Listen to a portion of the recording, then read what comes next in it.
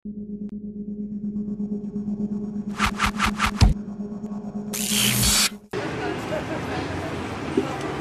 այսօր տոնում ենք անկախության օրը և մի շատ տարածված կարծիք կա, որ Հայաստանին անկախությունը հասել է որպես երկնքից ընկած մի շնորհ։ Ոչ թե դա նվաճվել է մեր ժողովրդի կողմից, ոչ թե մենք պայքարել ենք դրա համար, որևէ խոչընդոտ չի եղել այդ ուղու վրա, այլ մենք ուղղակի դա ստացել ենք, որովհետև Խորհրդային միությունը փլուզվեց։ Եվ ես ասեմ, դա այնքան տարածված կարծիք է, որ որոշ քաղաքական գործիչներ դա անգամ տարբեր հավաքներում, կոնֆերանսներում հրապարակայնորեն հայտնում են։ Ես ուղղակի ուզում եմ այս առիթը օգտագործել եւ հիշեցնել ձեզ բոլորիդ, որ իրականում Հայաստանը անկախությունը ձեռք բերեց շատ մեծ գնով ու պայքարի գնով։ Եվ մենք Խորհրդային միության այն հանրապետությունների շարքում էինք, որոնք իսկապես կռիվ տվեցին անկախության համար, և մենք զոհեր ենք տվել անկախության համար։ Եվ շարժման ընթացքում, և եթե հիշում եք ոսկեպարի դեպքերը, բազմաթիվ այլ դեպքերում Խորհրդային միությունը պաստորեն դիմադրել է Հայաստանի անկախացմանը և մենք կռվել ենք հանուն անկախության և հաղթել ենք։ Բայց ես ինչու մի քիչ փորձեցի պատմության այս էքսկուրս կատարել, որովհետև ուզում եմ օգտագործել այս առիթը մի հանգամանքը շեշտելու համար։ Եթե հիշում եք, անկախության հանրաքվեն նշանակվեց 1991 թվականի փետրվարին, այդ ժամանակ Գորբաչովի պոլիտբյուրոն մի այսպիսի հնարք էր մեջ բերել, նա ցանկանում էր կազմակերպել ԽՍՀՄ-ի պահպանման հանրաքվե։ Հիշում եք դա։ Եվ այդ ժամանակ Հայաստանի դեմոկրատական ղեկավարությունը, իդեպ միակն էր, ոչ կոմունիստական միակ կառավարություններ, ընտրված ժողովրդի կողմից կառավարություններ ամբողջ ԽՍՀՄ տարածքում, Հայաստանի ղեկավարությունը Լևոն Տեր-Պետրոսյանի ղեկավարությամբ որոշում ընդունեց, որ Հայաստանը հայտարարում է անկախության հանրաքվե, նախ հրաժարվում է մասնակցել ԽՍՀՄ-ի պահպանման հանրաքվեում և երկրորդը հայտարարում է Հայաստանի անկախացման հանրաքվե։ Եվ շատ ուսանելի է, թե ինչ կատարվեց այն 6 ամսվա ընթացքում, որոնք անջատում էին այդ որոշումը հանրաքվեից։ Ուրեմն այդ ժամանակ հետևեց Կրեմլի շատ կոշտ ռեակցիան, եթե հիշում եք, կազմակերպվեց չարաբաստիկ, տխրահռչակ, կոլցո օպերացիան, երբ 24 Ղարաբաղյան գյուղ դատարկվեցին հայկական բնակչությունից, որտեղ խորհրդային զորքերը գործում էին ձեռքի տված ադրբեջանական օմոնի հետ,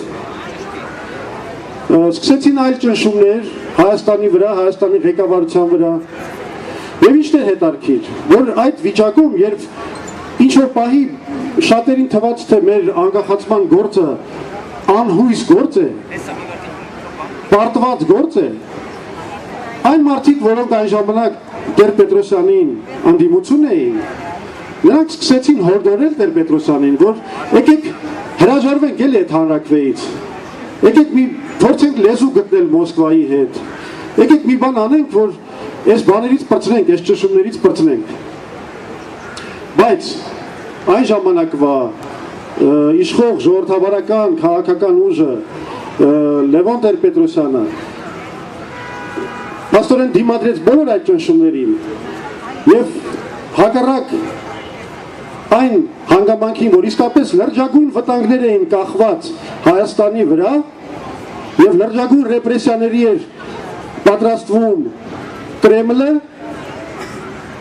Հայաստանի ղեկավարությունը որոշեց այնուամենայնիվ ոչ մի բան չփոխել հանրաքվեի այդ նշանակած որոշման հետ կապված, որևէ բան չփոխել և գնալ դեպի հանրաքվե։ Հետո եղավ այդ պուչը օգոստոսի 18-ին,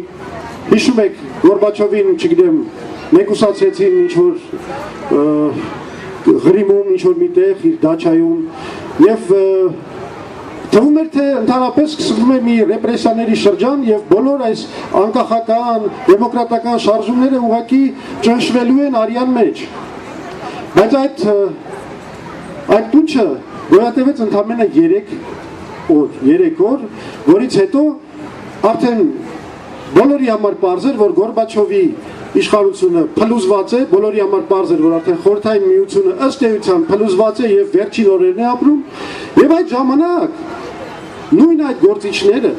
որոնք Տեր-Պետրոսյանին վրա ճնշում էին, Տեր-Պետրոսյանին հորդորում էին, պահանջում էին, որ ինքը հրաժարվի անկախության հանրաքվեից, նույն այդ գործիչները սկսեցին նրան հորդորել, որ պետք չէ սպասել հանրաքվեին, հենց հիմա պետք է հայտարարել Հայաստանի անկախության մասին, որովհետև եթե էլի հապաղենք, արդեն ուշ կլինի։ Նույն այդ գործիչները։ Ես այս օրինակները ինչի համար եմ բերում։ Այս օրինակները բերում եմ մի պարզ պատճառով։ Շատ կարևոր է, որ Հայաստանի անկախացման այդ ամբողջ ժամանակաշրջանում և հետագայում էլ Հայաստանը ղեկավարել են մարդիկ, որոնք երբեք չեն ընկել քաղաքական կոնյունկտուրայի ճնշման տակ, նրանք երբեք չեն տարվել այս րոպեական, չգիտեմ, հոսանքներով, ճնշումներով, նրանք ունեցել են իրենց առաջ տեսանելի մի ստրատեգիական նպատակ, որին հետևողականորեն դեպի որը նրանք հետևողականորեն շարժվել են։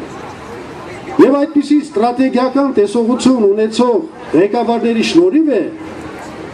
որ Հայաստանը կարողացավ առանց մեծ կորուստների անկախանալ, իսկ հետո էլ հաղթել Ղարաբաղյան պատերազմում։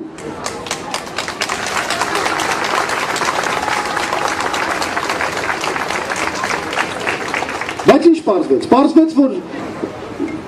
ի վերջո մի այսպեսի հարց տամ, անկախությունը ինչի համար է պետք, դա հո ինքնանպատակ չէ։ Անկախությունը պետք է միայն մեկ բանի համար, անկախությունը դա լավագույն երաշխիքն է ժողովրդի ազատությունը ապահովելու համար, ժողովրդավարությունը ապահովելու համար, որովհետև դա օտարը չի անի, դա պետք է ինքը ժողովուրդը անի իր համար։ Բայց արի ու տես, որ հենց ամենակարևոր արժեքը, որը անկախությանը բովանդակություն է տալիս, այսինքն ազատությունը ու ժողովրդավարությունը, այս թալանչիական, այս քրեա օլիգարխական, այս իշխանությունները ուղղակի ավիրեցին։ Հիմա ասեք, այս անկախության համար ենք մենք պայքարել, կամ այս անկախություն, նման անկախություն, արդյոք պետք է հայ ժողովրդին։ Այսօր եկել է ժամանակը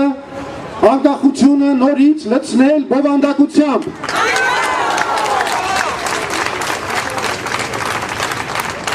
Այլապես դա անիմաստ արժեք է։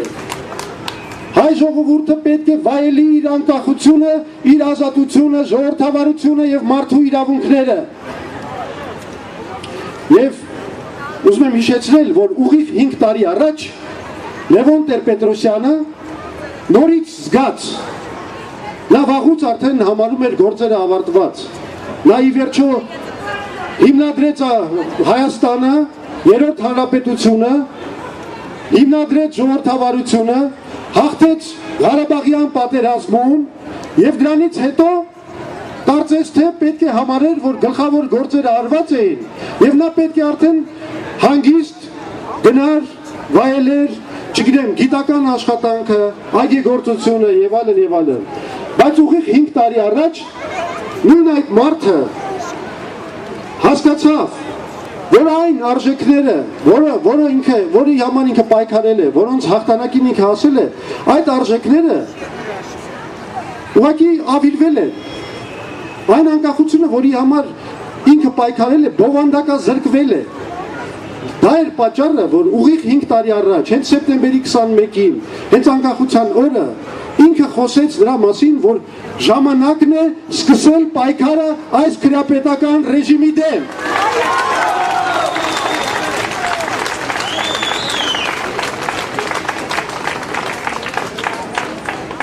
Հիմա կասեք 5 տարի է պայքարում է, ինչի հասանք։ Ժողովուրդ ջան, սիրելիներս, որևէ տեղ աշխարհում նման ուժգնության եւ երկարատևության շարժում չի եղել։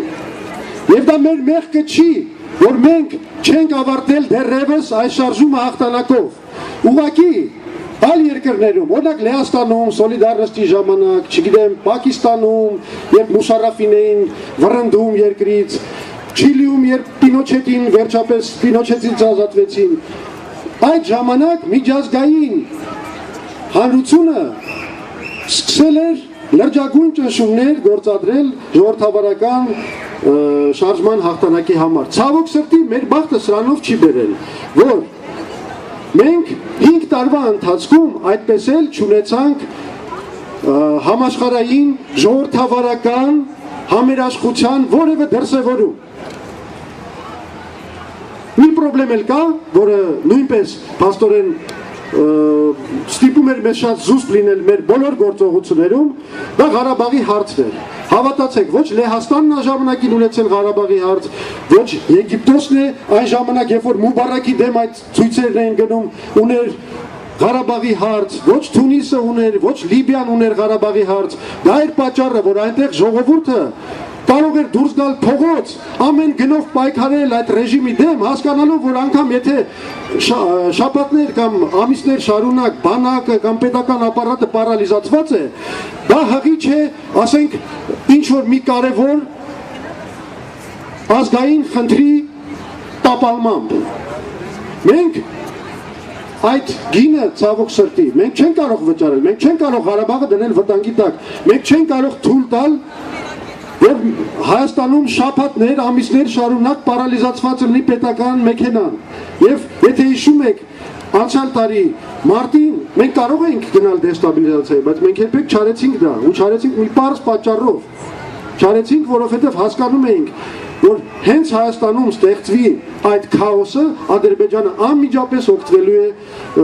Ղարաբաղի անպաշտպան վիճակից եւ զավթելու է Ղարաբաղը։ Իսկ հետո կներեք ամբողջ պատասխանատվությունը մենք ենք կրելու, մենք, դուք, բոլորս։ Ուստի մենք պետք է հասկանանք, մենք ունենք ամենահզոր շարժումը, 5 տարի շարունակ, մենք բոլորս միասին պայքարել ենք, սկսած այդ մարտի 1-յան իրադարձությունը, փետրվարյան ցույցերից,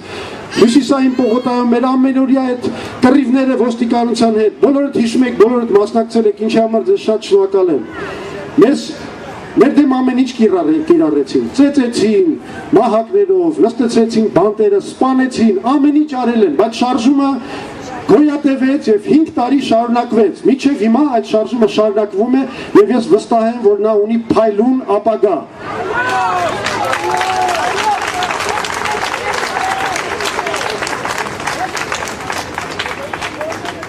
Ուրեմն 5 տարի առաջ սկսեցինք, այսօր մենք տուն գնացողը չենք։ Ուզում է աշխարհը մեր հետ համերաշխ լինի, ուզում է աշխարհը մեր հետ համերաշխ չլինի։